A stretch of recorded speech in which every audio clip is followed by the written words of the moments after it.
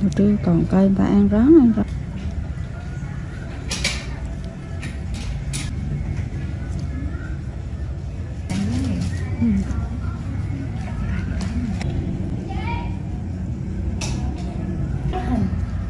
Diễn đi.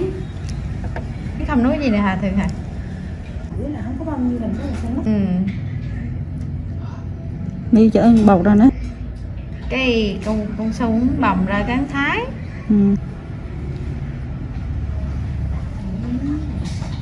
Bộ bao ngày có lần mà nít bà đen dễ sợ mà trừ nó còn đỡ kia. Đâu ngày có lần nữa.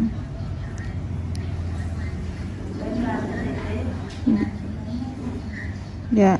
Tại vì em làm mà em thấy không hiệu quả, tự nhiên em thấy em khó chịu, chị biết không? Thôi chị có dùng. Chị không dùng thuốc. Không dùng lan luôn phải không chị? Xong hơi nách cho chị ra em rồi. Không cho chị vô giường trong đây nè chứ. Đây không cần xong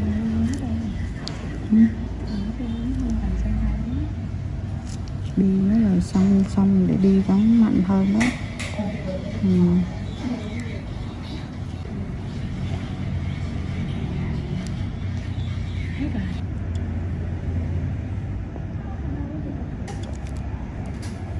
Bà có quạt lên cho chị kiến, xong rồi cái kiến châm thêm cái tê nước nó vô kiến kìa. Của tê nước á.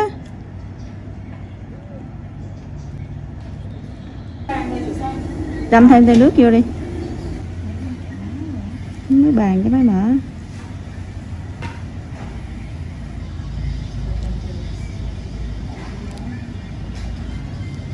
Em từ tê làm cho chị tới. Cái do Trừ làm xong về tụi mà Trừ làm bánh Nhi nữa mà. Dạ không làm đi, làm cho chị đi. Làm được chị. Không được chị.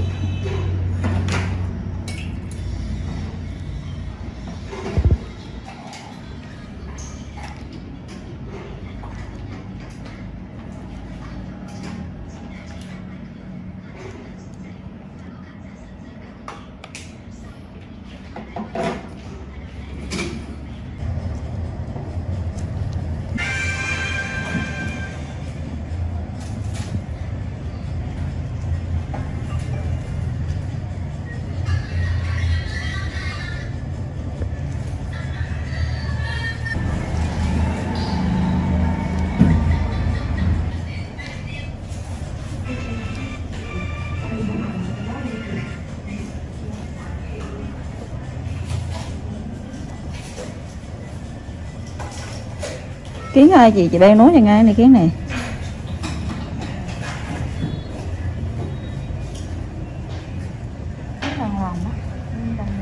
Kiến đang nhổ một cái mà đó thôi làm thì thôi mà chị đủ rồi. Thế cũng nhanh thôi. Em đây cỡ 20 phút làm từ trên làm từ vào.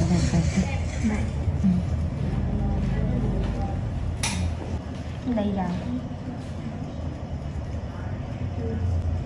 Tiệm bé này còn đông hơn cái tiệm lớn mà bữa chị tới rồi còn tiệm nó bác tanh tay khách rụt đó chị. Khắc phục cái kết quả. Khách để thì nó lên nhiều mà. Thì em có nốt của tầm nho không có mụn, có hộp mua là chị nạ ra rồi chị xuống vậy sao?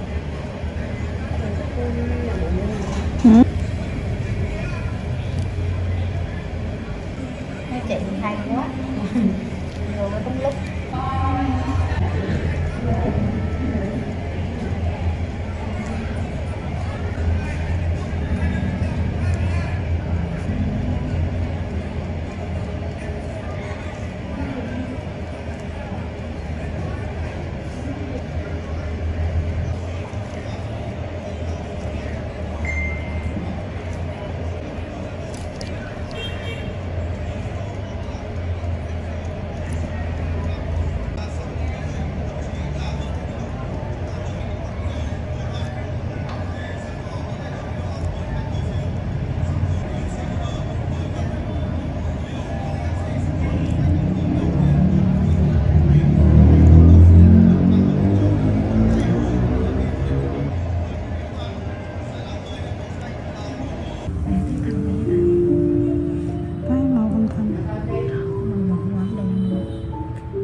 Đâu bạn qua nói gì nữa? Mà hôm qua định tức là định đang lên là chờ kết quả, không có thời gian. Cô phải đang gì theo chuyện này đó. Chứ cha nó biệt đường không đó.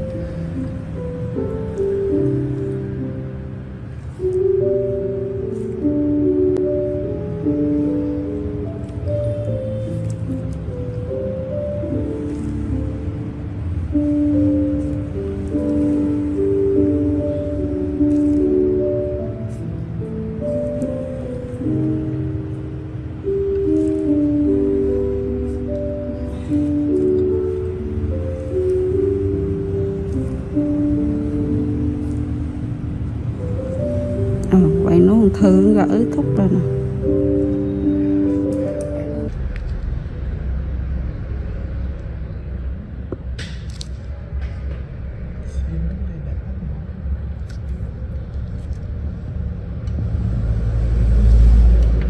Giờ thoáng xa cái nhà giáo Việt Nam nữa.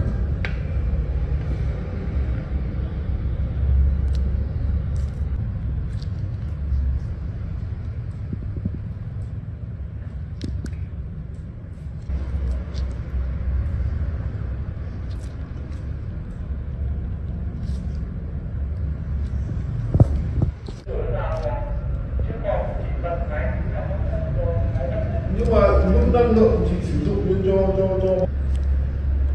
mà nó nóng quá ấy.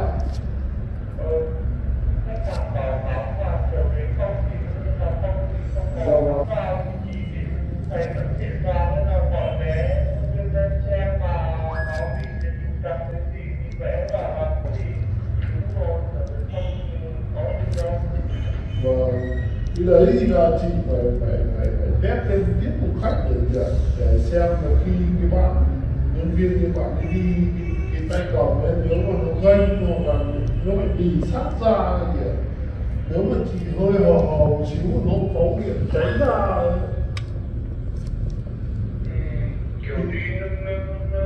Dạ vâng, đúng rồi, mình phải đi hơi gần xíu là nó nóng hơn bình thường.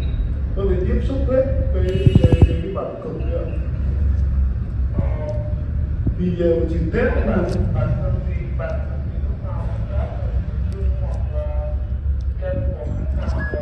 Dạ vâng, thì là chị thử test.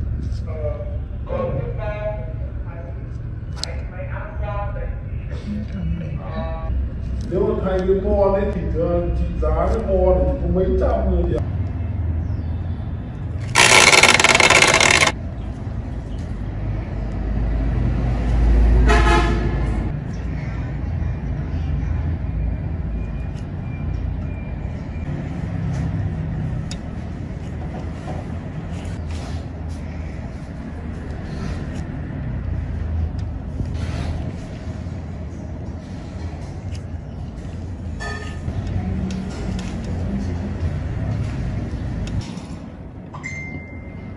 Hai ba ngày sau có học một viên sân hai đứa quay lại nhé nghe.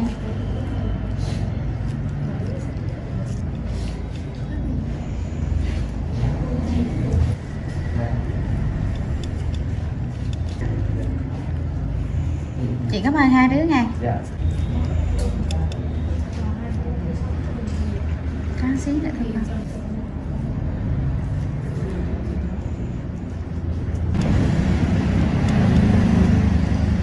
Em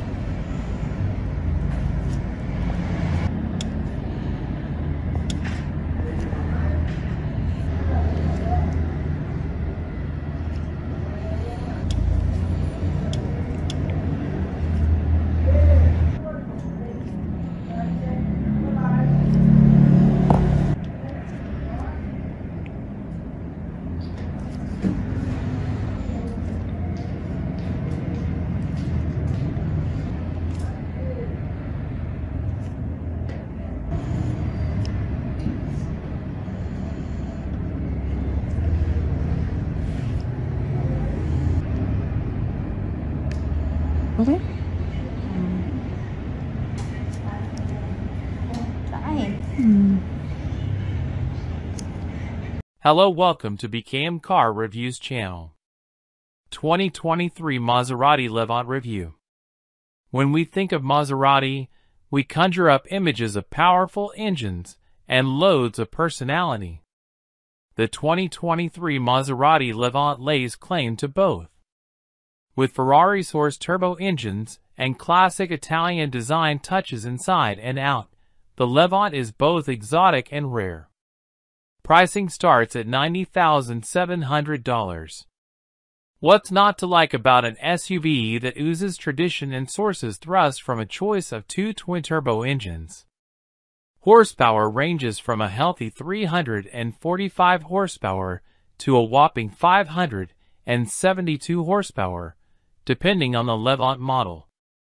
The offered leather or silk upholstery is interrupted with wood or carbon fiber accents. Also available are upscale luxury features like adjustable pedals, an Alcantara headliner, and a 17-speaker Bowers and Wilkins audio system that further enrich the experience. To feel good about the Levant, however, you must truly appreciate the traditional Italian experience it provides, because you will pay dearly for it.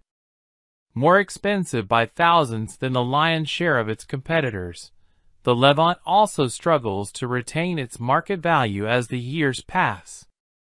Does that make it a bad choice? Not if you want its exclusivity and performance. However, if it's value you seek, you may want to look elsewhere. 2023 Maserati Levant pricing. The 2023 Maserati Levant starts at $90,700. With more than 20 mid-size luxury rivals arrayed against it, the Levant is on the high end of the price spectrum. For example, the Land Rover Range Rover Sport, Mercedes-AMG GLE Coupe, and Porsche Cayenne Coupe are all thousands less. This may explain why the GT and Medina are the best-selling Levant models. Although the Maserati boosts the Medina's horsepower and beefs up its brakes, we would still stick with the GT and pocket 10 grand. Every Levant grade features the Q4 all-wheel drive, AWD system. You can save some serious cash and still stay with Maserati if you pick the smaller gray Kale. It starts at $63,500. Here's the Levant lineup. 2023 Maserati Levant GT, $90,700. 2023 Maserati Levant Medina, $101,400. 2023 Maserati Levant Medina S, $127,600. 2023 Maserati Levant Trofeo, $167,000. These are the manufacturer's suggested retail prices, MSRP, and don't include the $1,495 factory delivery fee. Before buying a 2023 Maserati Levant, check the Kelley Blue Book fair purchase price to know what you should really pay.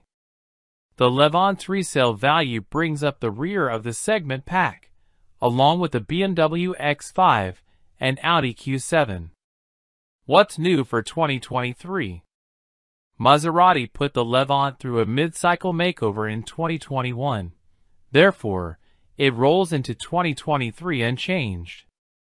As of now, the Italian carmaker has remained mostly mum regarding Levant's future.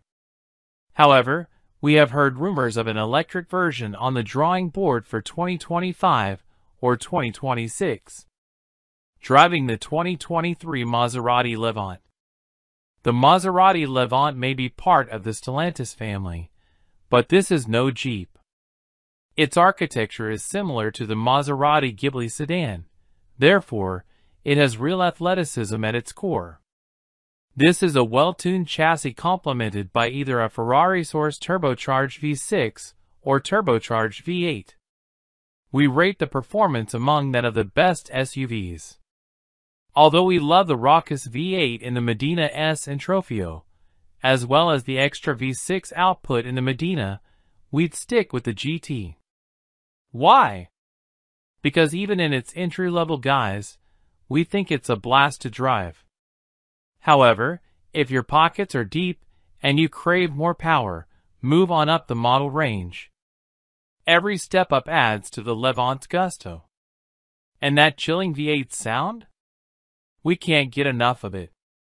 The all-wheel drive, AWD, system has a bias to the rear wheels, but it can send up to 50% of the power to the front wheels.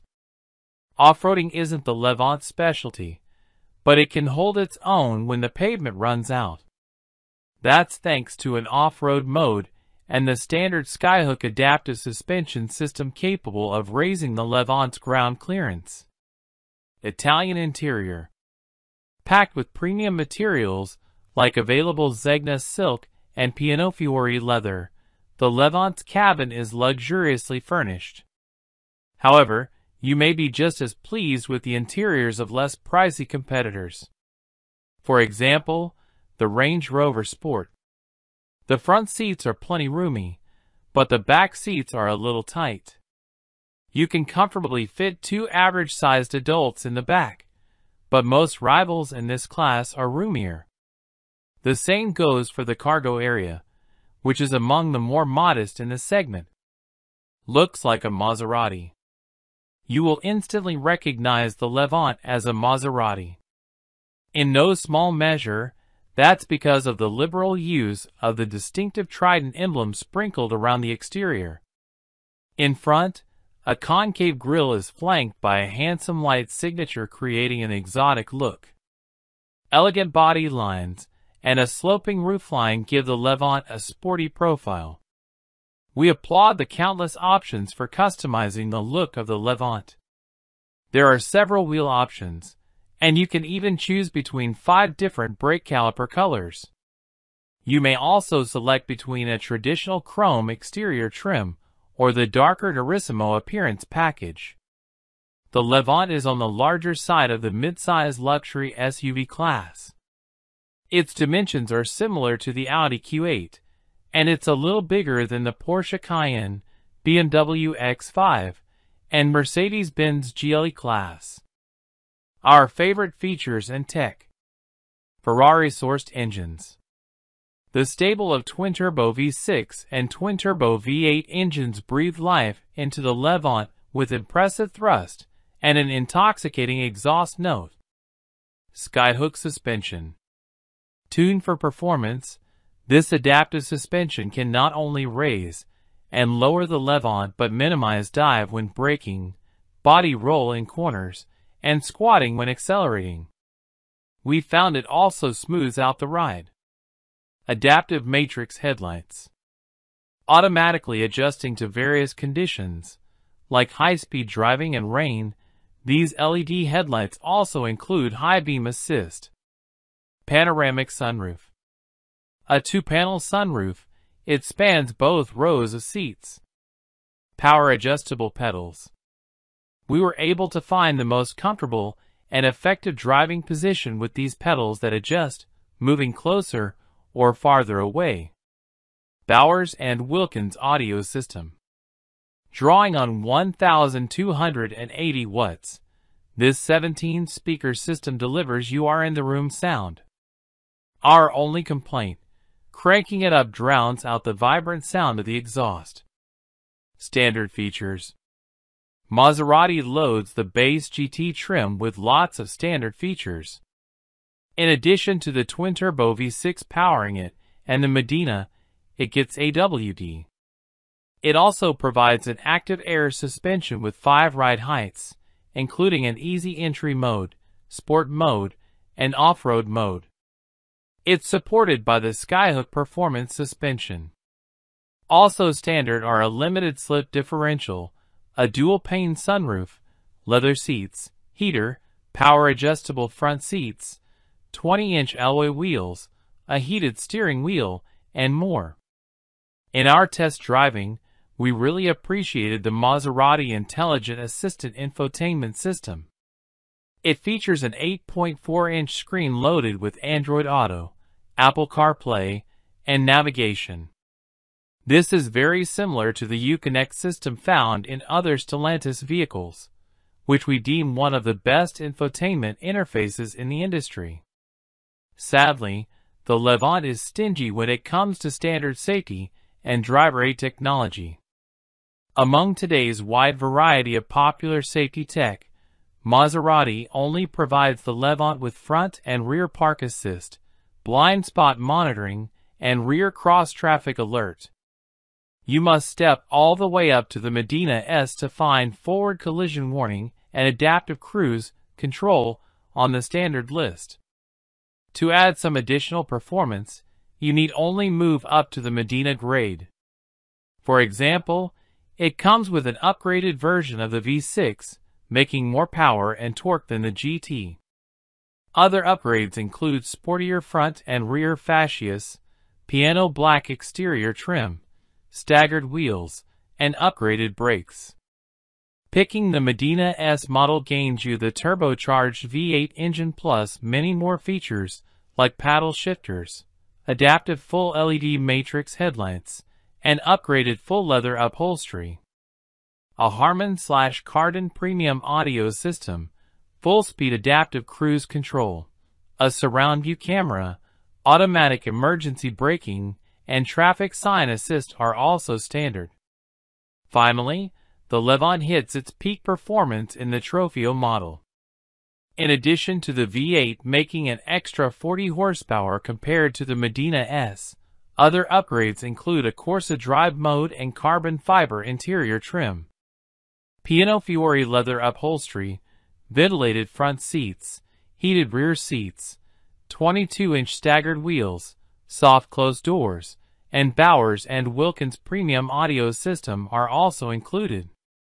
Factory options. Maserati offers many of the Medina S, and Trofeo standard upgrades as options on lower trims. You may choose among many option packages and standalone options to personalize your Levant. For example, you can have Zegna silk and leather upholstery, Zegna Pelletesieta leather upholstery, various appearance packages, multiple wood and carbon fiber interior trims, for zone climate control, and much more. 2 twin-turbo engines. Your choice of twin-turbo engines delivers the Levant's go. Both engines have 2 different versions available. The V6 base GT model is the mildest in the lineup, but we found it still has plenty of muscle. The Medina trim is more sport-oriented, using a more aggressive version of the V6 engine. The mighty turbocharged V8 explodes onto the scene with the Medina S model. It produces over 500 horsepower. If you're looking for peak performance in a Maserati SUV, you'll want the Trofeo model, which adds an extra 40 horsepower over the Medina S. Although performance is a major strength of the Levant, the trade-off is lackluster fuel economy, even from the base V6 model. Although the Levant's mileage doesn't dazzle, it's not far off the pace of its segment. Every Levant uses an 8-speed automatic transmission and the Q4 all-wheel drive system with active torque control. 3.0-liter twin-turbocharged V6 GT, 345 horsepower at 5,750 RPM, 369 lb-ft of torque at 1,750 to 4,750 RPM. Fuel economy, 18 miles per gallon, 16 city, 22 highway. 3.0-liter twin-turbocharged V6, Medina, 424 horsepower at 5,750 RPM. 428 lb-ft of torque at 2,000 to 4,750 RPM. Fuel economy, 18 miles per gallon, 16 city, 22 highway. 3.8-liter twin-turbocharged V8, Medina S, 523 horsepower at 6,250 RPM. 538 lb-ft of torque at 2,500 to 5,000 rpm. Fuel economy, 16 miles per gallon, 13 city, 20 highway. 3.8-liter twin-turbocharged V8, Trofeo. 572 horsepower at 6,250 rpm. 538 lb-ft of torque at 2,500 to 5,000 rpm. Fuel economy, 16 miles per gallon, 13 city, 20 highway. 4-year per 50,000-mile warranty. The 2023 Maserati Levant is protected by a 4-year per 50,000-mile warranty, including powertrain coverage, plus free roadside service. That coverage is about typical for the segment. KBB Vehicle Review and Rating Methodology. Our expert ratings come from hours of both driving and number crunching to make sure that you choose the best car for you. We comprehensively experience and analyze every new SUV, car, truck, or minivan for sale in the U.S. and compare it to its competitors. When all that dust settles, we have our ratings. We require new ratings every time an all-new vehicle or a new generation of an existing vehicle comes out. Additionally, we reassess those ratings when a new generation vehicle receives a mid-cycle refresh. Basically, sprucing up a car in the middle of its product cycle, typically around the 2 to 3 years mark, with a minor facelift, often with updates to features and technology. Rather than pulling random numbers out of the air or off some meaningless checklist, KBB's editors rank a vehicle to where it belongs in its class. Before any car earns its KBB rating, it must prove itself to be better, or worse, than the other cars it's competing against as it tries to get you to spend your money buying or leasing. Our editors drive and live with a given vehicle. We ask all the right questions about the interior, the exterior, the engine and powertrain, the ride and handling, the features, the comfort, and of course, about the price. Does it serve the purpose for which it was built? Whether that purpose is commuting efficiently to and from work in the city, keeping your family safe, making you feel like you've made it to the top, or that you're on your way, or making you feel like you've finally found just the right partner for your lifestyle.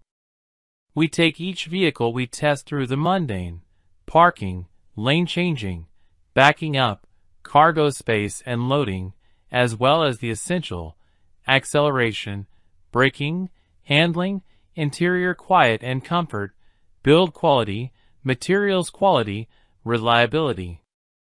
Hello, welcome to BKM Car Reviews channel. 2022 Lexus LS Overview. As the flagship of the Lexus lineup, the 2022 LS sedan sets the standard of luxury and refinement for the brand, but it disappoints in a couple of important areas. The entry-level powertrain is a smooth-running twin-turbo V6, but it lacks the punchiness of a V8. The upgrade powertrain is a hybrid setup, which is insufficiently refined for a car in this lofty category. Cabin trimmings are first class, though, and the LS offers both comfort and polish for passengers. The driver may find the LS driving demeanor a bit of a snooze, but the ride is comfortable and the interior is hushed. That key rivals such as the Audi A8, the BMW 7 Series, and the Mercedes-Benz S-Class are nailing the balance between comfort, luxury, and sport only serves to highlight the LS' weak points. What's new for 2022? Lexus's flagship sedan carries over essentially unchanged for 2022, but the base model can now be had with the optional Mark Levinson stereo system, and several of the car's standard driver assists have been enhanced. A unique Haku metal leaf door trim is now available on cars equipped with the luxury and executive packages. We'd stick with the standard twin-turbocharged V6 engine and rear-wheel drive, if only to reserve funds for optioning the LS Coolest features. we'd spring for the luxury package. It's expensive but worth it, as it adds heated and cooled front and rear seats with semi-aniline leather upholstery, 28-way power-adjustable front seats with massage, rear buckets, a rear center console with touch-screen controls for climate, audio, and seat functions, 4-zone automatic climate control, and power sunshades in the back. The optional adjustable air suspension, 20-inch wheels, a 360-degree camera system, real wood interior trim, and a wood and leather-trimmed heated steering wheel are all required to add the luxury package. This pushes the LS500's price up $17,000, but that's still cheaper than the base Mercedes-Benz S-Class. Engine, transmission, and performance. The standard engine in the LS is a twin-turbocharged 3.4-liter V6 that delivers a silky smooth 416 horsepower. It sounds refined and powerful while under heavy throttle but hushed when cruising. A 10-speed automatic handles gear changes.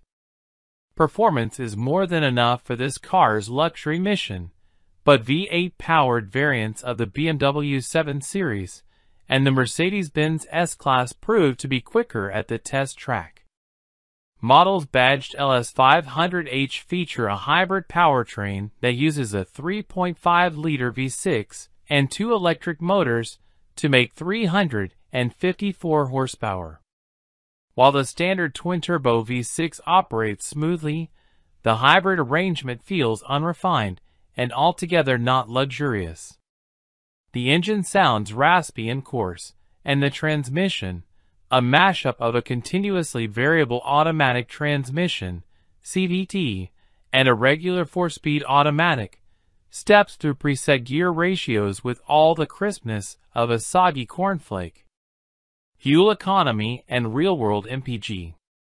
Fuel economy estimates for the hybrid are indeed better than the non-hybrid LS500's figures, so if you're looking to save a buck at the pump, we suppose that's the one redeeming quality of the LS500H's powertrain. Whereas the rear-wheel drive LS500 claims 3019 mpg highway/city, the rear-wheel drive LS500H earns 3325 mpg ratings from the EPA. In our real-world testing, an all-wheel drive LS500H managed a 30 miles per gallon result on our 200-mile highway fuel economy test. An all-wheel drive non-hybrid model managed 29 miles per gallon. For more information about the LS fuel economy, visit the EPA's website. Interior, comfort, and cargo. Flowing lines, intricately patterned fabrics, and rich leather upholstery fills the cabin of the LS. If you really want to go all out, spec the real wood trim, artful glass inserts, and cleverly pleated door panel fabric. Passenger space is generous for 4 adults. Adding a 5th person in the standard 3-across rear bench would deny passengers a true luxury experience, so we recommend selecting the optional bucket seats. The rear seat backs are fixed, so bulky cargo items may not easily fit in the LS. The trunk, however, for the LS500 and hybrid model is generously sized, each holding 6 carry-on suitcases. Both the Audi A8 and the Genesis G90 accommodated the same amount of luggage. Infotainment and connectivity. All LS models come with Amazon Alexa, Apple CarPlay capability, navigation, and a 4G LTE Wi-Fi hotspot, all controlled through a new 12.3-inch touchscreen. That means the fussy touchpad on the center console is no longer the only way to adjust vehicle settings, switch audio sources, or set a destination in the navigation menu. The system also recognizes some voice commands.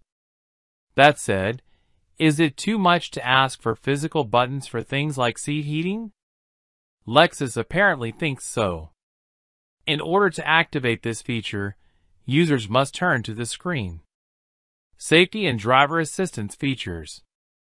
As with most other Lexus models, the LS comes standard with the Lexus Safety System Plus 2.5 suite of driver assistance features. A more advanced semi-autonomous driving mode feature is an option. For more information about the LS crash test results, visit the National Highway Traffic Safety Administration, NHTSA, and Insurance Institute for Highway Safety, IHS, websites. Key safety features include standard automated emergency braking with pedestrian detection, standard lane departure warning with lane keeping assist, standard adaptive cruise control with lane centering assist, warranty and maintenance coverage. Lexus offers longer powertrain coverage than BMW or Mercedes, but doesn't match up to Genesis's plan of 100,000-mile coverage. At least the first maintenance visit is provided free of charge. Limited warranty covers 4 years or 50,000 miles. Powertrain warranty covers 6 years or 70,000 miles. Complimentary maintenance is covered for 1 year or 10,000 miles. Hello, welcome to BKM Car Reviews channel. Mini Clubman Review 2022. Overall verdict on the Mini Clubman. There are plenty of cars on the market that are dependable and capable, but without much in the way of character, so the Mini Clubman is a welcome change. Mini Clubman Review 2022 Front Left Exterior. The Mini Clubman might not be to all tastes. The retro styling is potentially polarizing, but it's definitely distinctive. It's good to drive, but also practical and efficient. We'll explain all in our Mini Clubman review. The Mini Clubman is still quite clearly a Mini. Parent company BMW would not be foolish enough to mess around with the retrofied looks that are a massive part of its appeal. However, it would not be unfair to say that it looks like a stretched version of the Mini hatchback. It can't match the visual charm of the regular Mini then, but it's still an interesting looking thing. Whether they are practical or not is another matter, but the vertical opening rear doors that hinge from the sides of the car are eye-catching touch and a nod to the original Mini Clubman of the 1960s. Inside, the Mini Clubman has plenty of familiar touches too, such as the circular speedometer and infotainment display, toggle switches, and chunky detailing. It's also built to a high standard in here, as you'd hope, given the premium price, but there is a feel-good factor that comes from the mix of interesting design and quality feel. In terms of physical space, the Mini Clubman's interior is quite impressive. There's enough room for adults in both rows, while the boot is competitive with other family cars, if not other estates. The driving experience is very much in keeping with the Mini brand. The Mini Clubman is a pleasurable car to drive. It has comfortable suspension, as long as you stick to sensible wheel options, and is fun through the corners too. Refinement is also impressive, and the Mini Clubman can cruise as comfortably as it can scoot along a country road.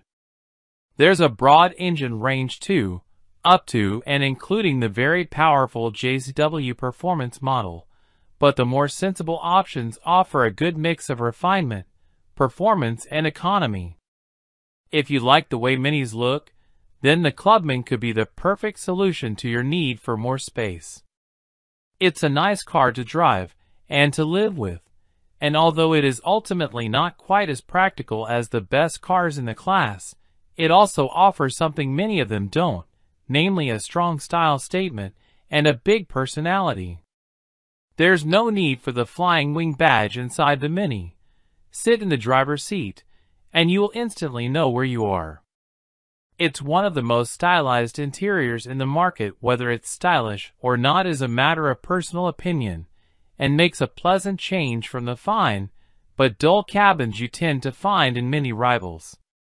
Mini Clubman Review 2022 Front Interior. It's not all style over substance either, as the Mini Clubman's dashboard is quite sensibly laid out. The big central speedometer is mirrored in the circular central infotainment screen, and the rotary controller down low by the gear lever is easy to use, with a backup of steering wheel controls and voice control for many functions. The toggle switches are an attractive design feature too, although they are placed quite low down on the dashboard, which can make them hard to find when on the move. All occupants should find it easy to get comfortable. The driver's seat has height adjustment as standard, and a handy feature is that the instrument display moves in tandem with the steering column, so you'll have a clear view regardless of your driving position. The seats themselves are comfortable, although many persist in using a lever to adjust the seat back rather than a rotary knob which allows finer adjustment. One slightly negative aspect of the Mini Clubman's bold design is that the windows are relatively narrow, so visibility is not as good as you might expect from a car of this size, and the rear doors leave a pillar in the center field of view. Handling and ride quality.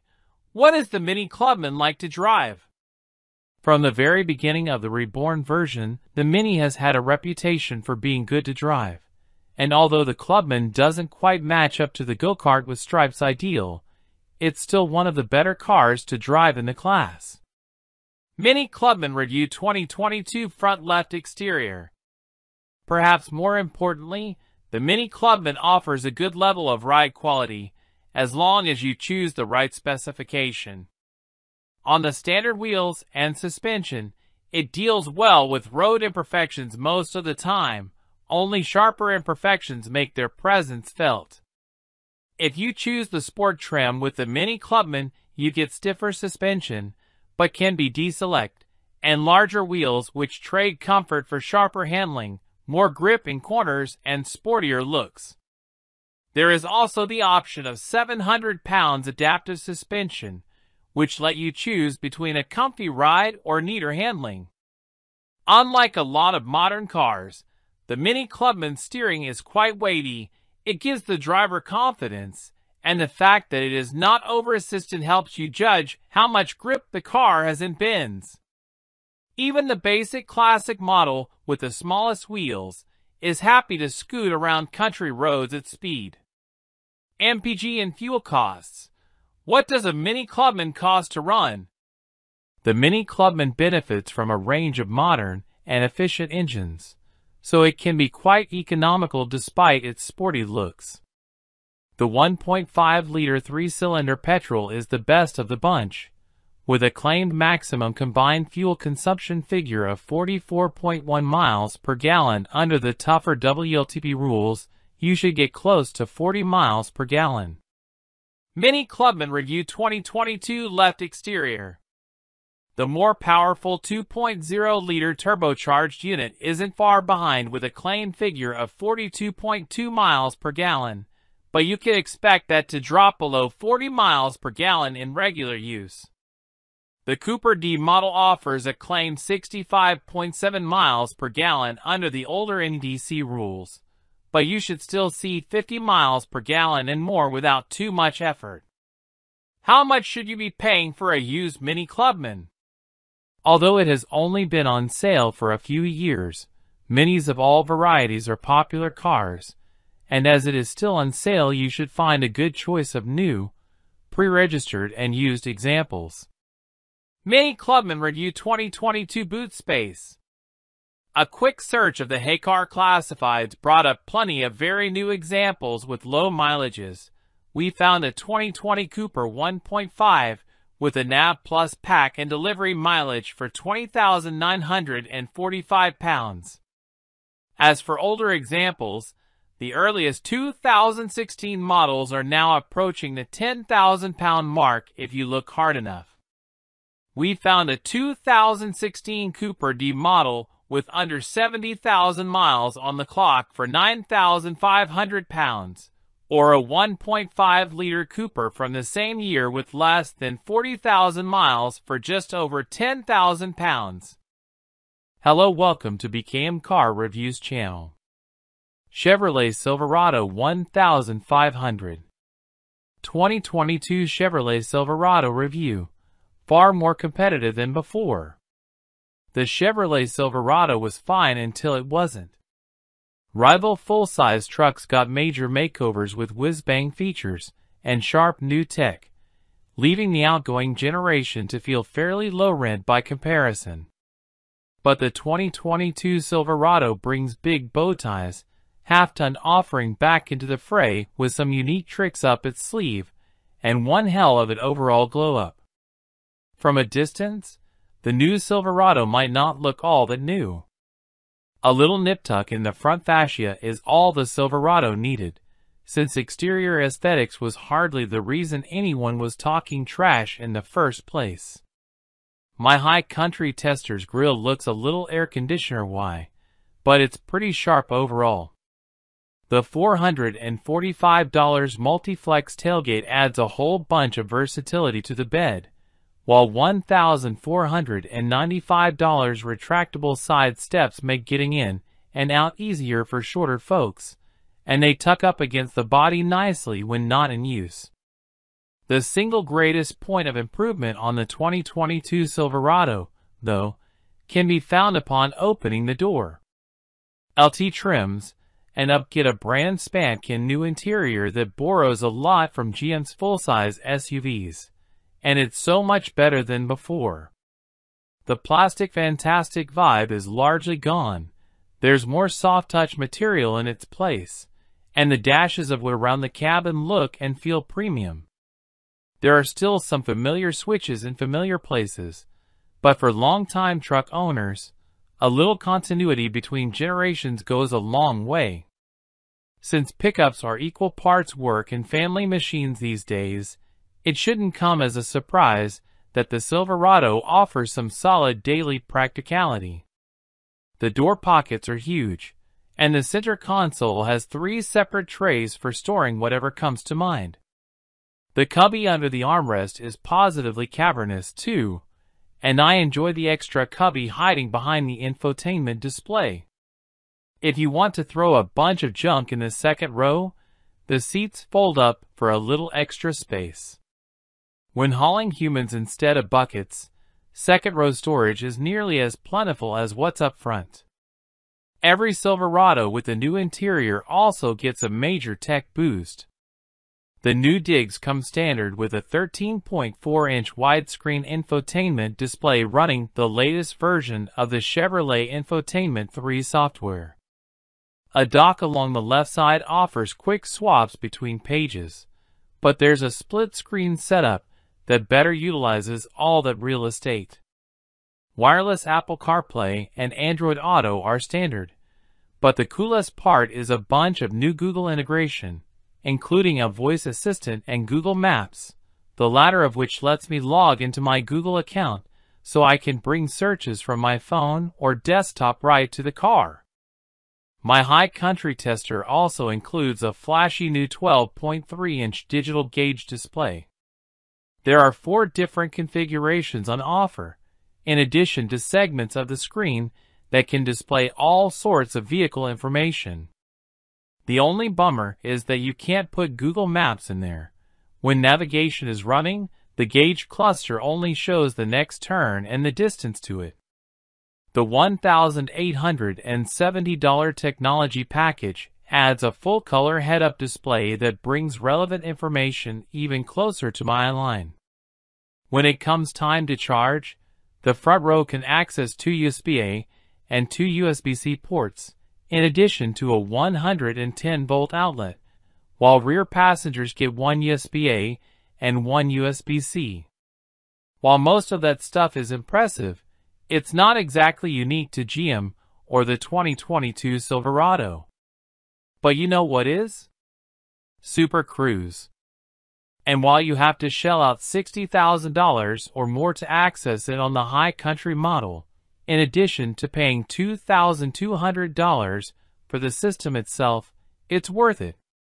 It's cool and composed in a way that Ford's Blue Cruise or Tesla's Autopilot is not, and it's damn easy to figure out what the system is trying to convey, thanks to very obvious icons in the HUD and gauge cluster, in addition to that slick LED array in the steering wheel. Just get the truck up to speed on the highway, hit the Super Cruise button, wait for the lights to turn green, and Bob's your uncle. When Super Cruise is active, just keep your eyes on the road and the Silverado will handle the rest. The latest iteration of this software does a great job holding this large mass of metal in the center of its lane. Its newest parlor trick is automatic lane changes, which can be started manually by tapping the turn signal stalk, but Super Cruise is also capable of determining when to change lanes on its own. The movements are generally quick and drama-free. My favorite part is that Super Cruise won't hang in the left lane if it's avoidable. If the system detects an open lane to the right, it'll keep itself from being the guy and holding up faster traffic. In that sense, it's better than most human drivers. Even if you don't opt for Super Cruise, the 2022 Silverado is still pretty well loaded with safety systems.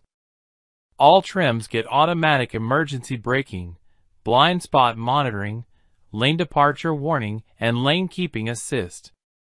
The aforementioned technology package adds adaptive cruise control, and while parking sensors are also part of the equation, they arrived disabled on my tester because of supply chain issues, although the Windows sticker includes a $50 credit for a later retrofit when parts are available. Otherwise, the 2022 Chevy Silverado is a regular old pickup truck.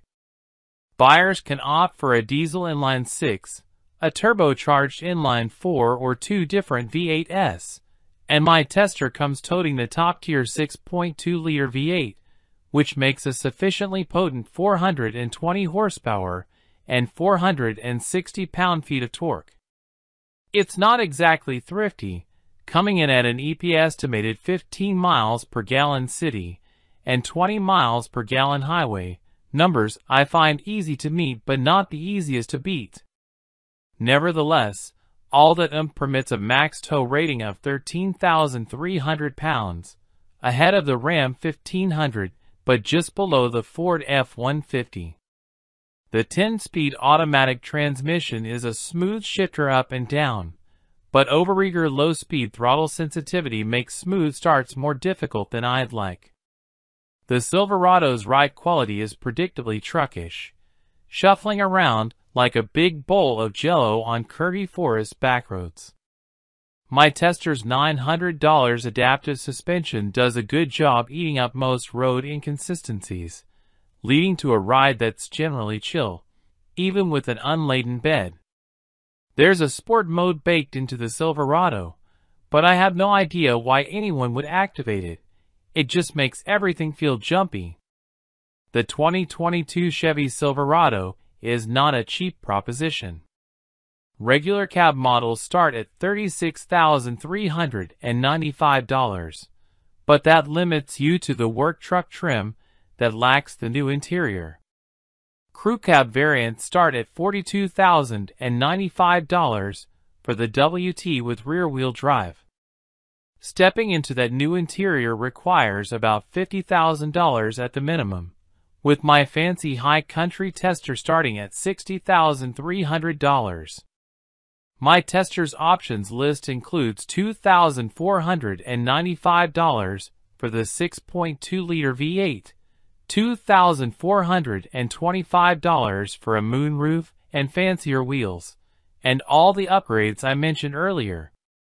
All in, the Windows sticker rises to a staggering $72,870. There's also the matter of electrification.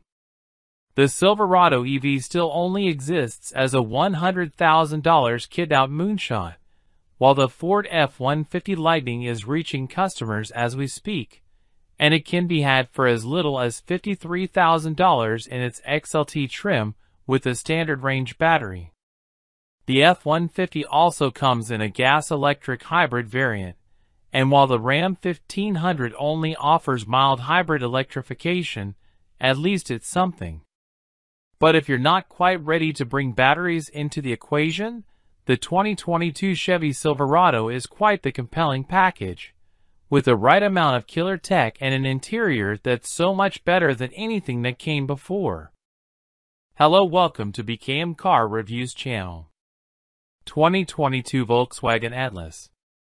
The 2022 Volkswagen Atlas is a mid-size three-row crossover SUV and is the largest model currently available in VW's lineup. The Tennessee-built Atlas offers plenty of space, a nice balance of ride comfort and road feel, and easy-to-use tech features. Volkswagen has updated the Atlas a handful of times since its debut in 2018 with revised styling, additional features, and new tech. For 2022, the Atlas drops its base trim level, as well as adding more standard features to the remaining trims. The three-row midsize SUV class is crowded and competitive. Some of Edmund's favorites include the Kia Telluride, Hyundai Palisade, Honda Pilot, and Mazda CX-5. You could also look at the stylish Atlas Cross Sport if you like the Atlas, but don't need the third row. But overall, there's a lot here to like.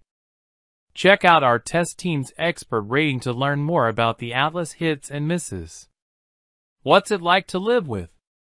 Our test team evaluated a Volkswagen Atlas over the course of a year and more than 20,000 miles. You can read about everything they liked and didn't like in Edmund's VW Atlas long-term road test review. Note that while we tested a 2018 model, the 2022 Atlas is of the same generation, and most of our observations still apply. How does the Atlas drive? Neither Atlas engine is all that great. The optional V6 engine delivers decent acceleration off the line, but runs out of oomph when the Atlas is merging at speed, even with an empty cabin. Our V6-equipped Atlas test vehicle needed 8.5 seconds to cover 0 to 60 miles per hour, which is slower than many rival three-row SUVs. We also tested the base four-cylinder. Surprisingly, that Atlas was quicker, with 0 to 60 miles per hour coming up in 8.1 seconds. Otherwise, the Atlas is pleasant to wheel around considering its size. It's composed and stable when going around turns, and the smooth brakes and transmission shifting make this an easy SUV to drive every day. Comfort.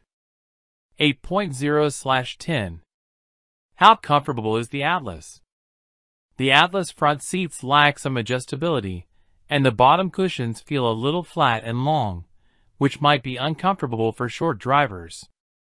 Both back rows recline, and the second row slides and has a slightly firmer middle seat. The Atlas has a settled ride quality. The suspension absorbs most bumps and road undulations without getting overly floaty. There's some road noise, and the large mirrors generate noticeable wind noise at highway speeds, but it's nothing the audio system can't conceal. The Atlas climate system is strong and has plenty of heating and cooling capacity. How's the interior? There's plenty of room in all directions up front, and the second row is wide enough for 3 adults across. Also, the third row fits adults 6 feet or shorter, with surprisingly little effect on comfort. The Atlas also gets high marks for its clever sliding second row seat, with good rear visibility to boot. It does take some time to become familiar with the Atlas available digital gauge cluster, but once you're accustomed to it, functionality is wide-ranging. One downside to the touchscreen infotainment system interface is having to look at what you're pressing, which takes attention away from driving. How's the tech? The Atlas boasts a strong assortment of technology features. The infotainment system includes Apple CarPlay and Android Auto smartphone capability. The base stereo has pretty good quality, and the optional 12-speaker system on top models boasts impressive sound quality. Voice control is improved over previous versions of the Atlas, but remains restricted to pretty basic commands. A number of driver aids also come standard, and adaptive cruise control handles transitions and maintains gaps well for such a large vehicle. We also like the subtle lane keeping assist. The rear-view camera is crisp and provides several viewing options. How's the storage? The Atlas dominates the midsize SUV competition with 20.6 cubic feet of space behind the third row and a maximum capacity of 96.8 cubic feet.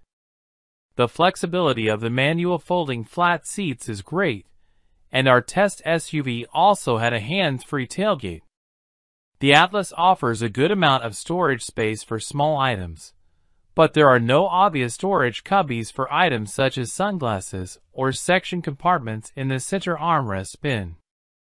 The second row packs plenty of space, and there shouldn't be any issues fitting a rear-facing car seat there. The second row is also designed to tilt and slide with a seat installed. How's the fuel economy? The 4-cylinder engine is less thirsty than the optional V6. The EPA estimate is 22 miles per gallon combined, 20 city/24 highway, with all-wheel drive. On our 115-mile evaluation route, our AWD-equipped test Atlas averaged 23.5 miles per gallon, indicating the rating is accurate. But that still trails some 3-row V6-equipped rivals such as the Honda Pilot and Toyota Highlander. Is the Atlas a good value? The Atlas comes in a little pricier than most of its competition at its top trim levels. It balances that by offering plenty of safety and technology features that are effective and easy to use. What doesn't feel worth the price is the lack of horsepower, plus an abundance of hard plastic in the second and third rows. That could be okay though, if there's a high likelihood of kids sitting in back. Volkswagen once offered great warranty coverage, but has fallen behind recently. Kia and Hyundai offer the best basic warranties by far, and many other crossovers beat the Atlas in powertrain coverage. The Atlas isn't as fun to drive as a Mazda CX-9 or Honda Pilot, but buyers who don't need sporty abilities will find the Atlas pleasant enough. Our editors have mixed opinions about the Atlas styling.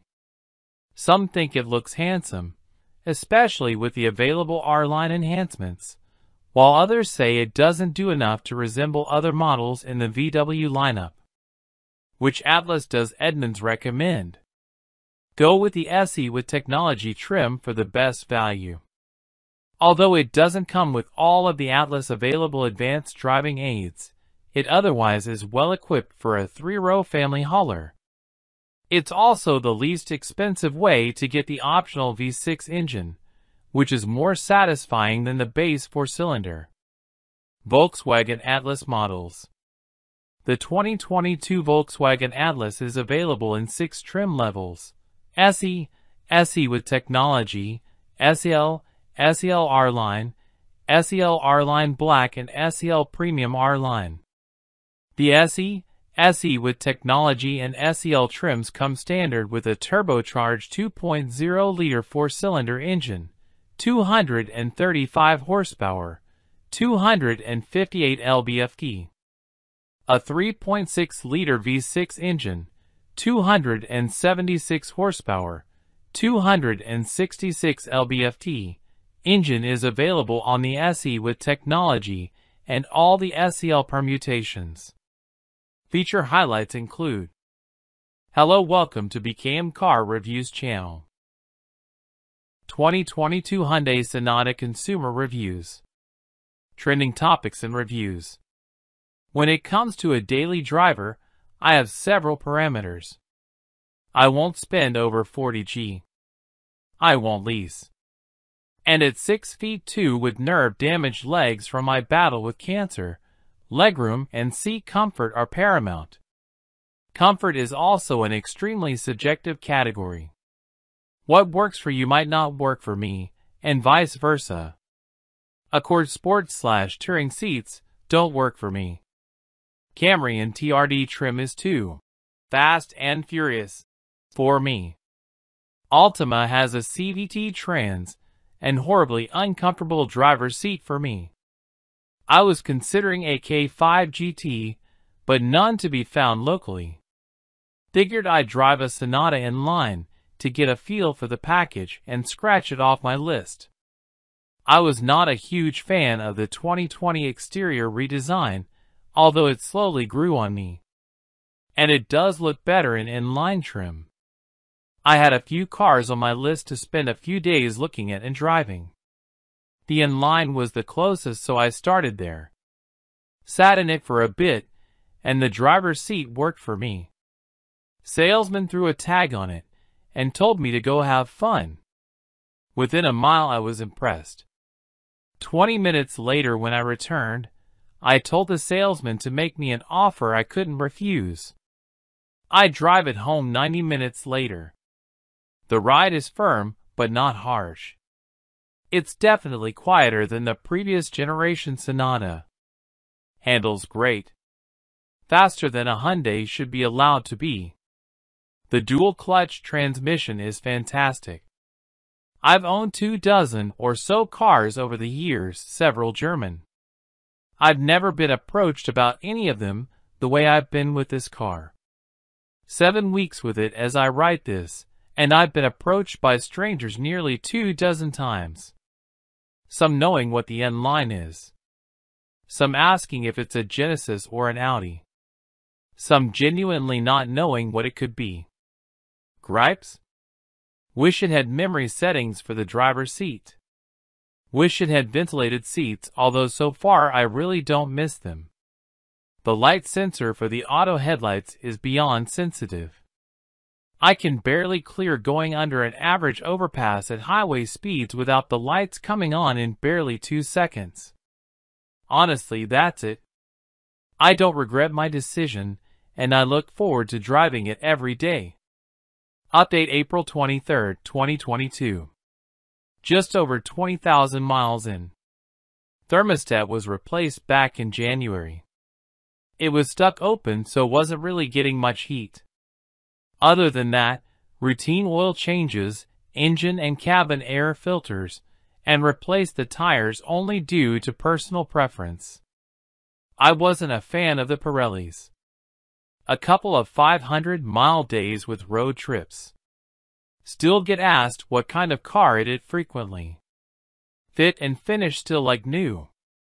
Was this review helpful? I researched my cars for a year or so before buying, and was particularly interested in the Sonata N-Line and the Kia K5 GT, both built on the same platform and mechanically identical. The Kia GT has a lower MSRP, but all the cars I found for sale came with a $4,000 GT1 package, which jumps the MSRP up over $35,000 compared to $33,000 for the Sonata N-Line that includes all the GT1 features in the MSRP.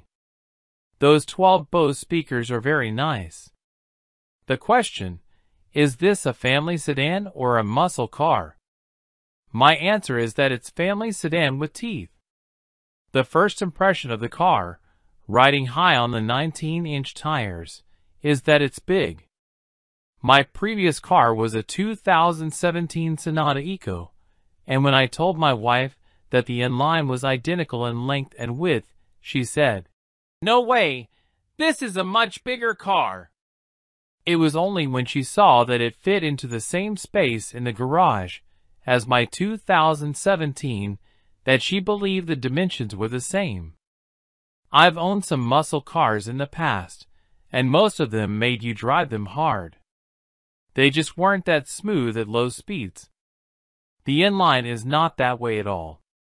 Drive it with a light touch, and you'll get 28 mpg combined, and it's just as smooth and elegant as can be. But when you want the power, it's there. This car won't ever be described as tossable, but you can take it into a curve fast, and it will hold the line. I frankly don't plan to try to beat others off the line all that often, as the car burns rubber easily, and I plan to hold onto those expensive 19-inchers for a while.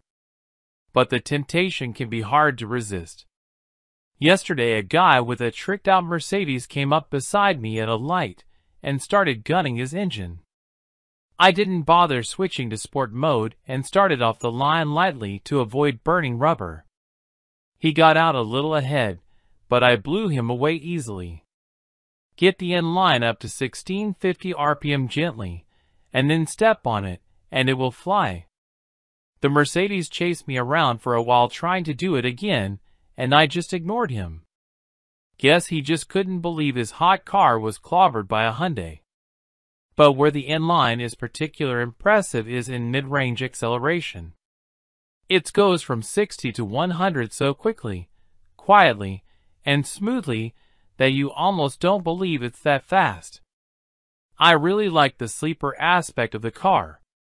I like to use the power just occasionally, like when you're cruising down an on-ramp to the interstate with a nice fat space waiting for you, and some jerk decides to speed up and cut you off. Or when someone is doing 55 in the fast lane in a 70 miles per hour zone and you need to go around. Or just pulling out and passing on a one-lane highway. The inline gets the job done easily and smoothly. Look at the cars with equivalent horsepower, DCT, brakes, suspension, safety features, and amenities, and you'll find most of them run $20 to $30,000 more. If you need baby butt leather and wood paneling, you'll have to buy the more expensive car. The inline, despite nice seats and red stitching, looks like a Hyundai inside. But the exterior is beautiful, and the features are awesome. It's the right car for someone like me who wants the power and comfort but doesn't believe in paying $20,000 for the hood ornament. Hello, welcome to TB Car Reviews channel. 2022 Hyundai Sonata Consumer Reviews. Trending topics and reviews. When it comes to a daily driver, I have several parameters. I won't spend over $40,000. I won't lease. And at 6'2" with nerve-damaged legs from my battle with cancer, legroom and seat comfort are paramount. Comfort is also an extremely subjective category. What works for you might not work for me, and vice versa. Accord Sport/Touring seats don't work for me. Camry and TRD trim is too fast and furious for me. Altima has a CVT Trans and horribly uncomfortable driver's seat for me. I was considering a K5 GT, but none to be found locally. Figured I'd drive a Sonata in line to get a feel for the package and scratch it off my list. I was not a huge fan of the 2020 exterior redesign, although it slowly grew on me. And it does look better in inline trim. I had a few cars on my list to spend a few days looking at and driving. The inline was the closest, so I started there. Sat in it for a bit, and the driver's seat worked for me. Salesman threw a tag on it and told me to go have fun. Within a mile I was impressed. 20 minutes later when I returned, I told the salesman to make me an offer I couldn't refuse. I drive it home 90 minutes later. The ride is firm, but not harsh. It's definitely quieter than the previous generation Sonata. Handles great. Faster than a Hyundai should be allowed to be. The dual-clutch transmission is fantastic. I've owned 24 or so cars over the years, several German. I've never been approached about any of them the way I've been with this car. 7 weeks with it as I write this, and I've been approached by strangers nearly 24 times. Some knowing what the inline is. Some asking if it's a Genesis or an Audi. Some genuinely not knowing what it could be. Gripes? Wish it had memory settings for the driver's seat. Wish it had ventilated seats, although so far I really don't miss them. The light sensor for the auto headlights is beyond sensitive. I can barely clear going under an average overpass at highway speeds without the lights coming on in barely 2 seconds. Honestly, that's it. I don't regret my decision, and I look forward to driving it every day. Update April 23, 2022. Just over 20,000 miles in. Thermostat was replaced back in January. It was stuck open, so wasn't really getting much heat. Other than that, routine oil changes, engine and cabin air filters, and replaced the tires only due to personal preference. I wasn't a fan of the Pirellis. A couple of 500-mile days with road trips. Still get asked what kind of car it is frequently. Fit and finish still like new. Was this review helpful? I researched my cars for a year or so before buying, and was particularly interested in the Sonata N-Line and the Kia K5 GT, both built on the same platform and mechanically identical. The Kia GT has a lower MSRP, but all the cars I found for sale came with a $4,000 GT1 package, which jumps the MSRP up over $35,000 compared to $33,000 for the Sonata N-Line. That includes all the GT1 features in the MSRP. Those 12 Bose speakers are very nice. The question, is this a family sedan or a muscle car? My answer is that it's family sedan with teeth.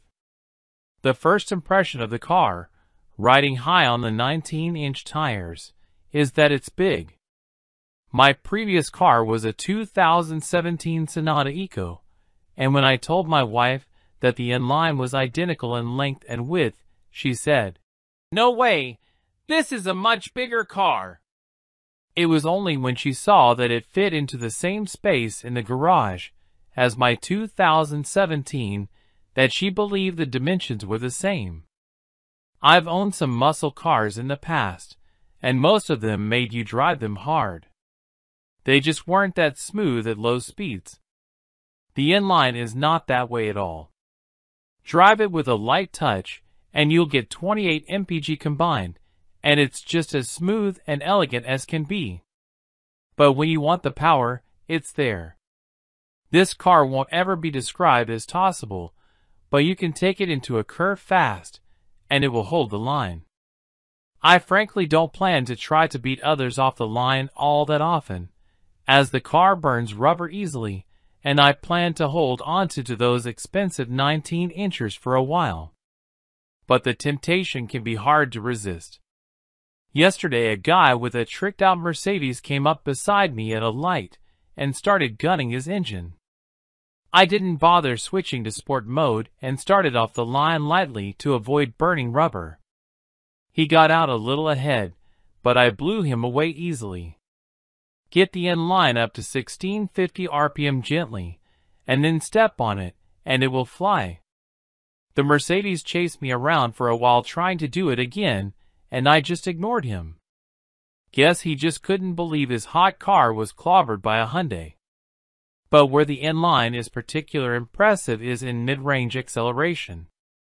It goes from 60 to 100 so quickly, quietly, and smoothly that you almost don't believe it's that fast. I really like the sleeper aspect of the car. I like to use the power just occasionally, like when you're cruising down an on-ramp to the interstate with a nice fat space waiting for you, and some jerk decides to speed up and cut you off. Or when someone is doing 55 in the fast lane in a 70 miles per hour zone and you need to go around. Or just pulling out and passing on a one-lane highway. The N-Line gets the job done easily and smoothly. Look at the cars with equivalent horsepower, DCT, brakes, suspension, safety features, and amenities, and you'll find most of them run $20 to $30,000 more. If you need baby butt leather and wood paneling, you'll have to buy the more expensive car. The N-Line, despite nice seats and red stitching, looks like a Hyundai inside. But the exterior is beautiful, and the features are awesome. It's the right car for someone like me who wants the power and comfort but doesn't believe in paying $20,000 for the hood ornament.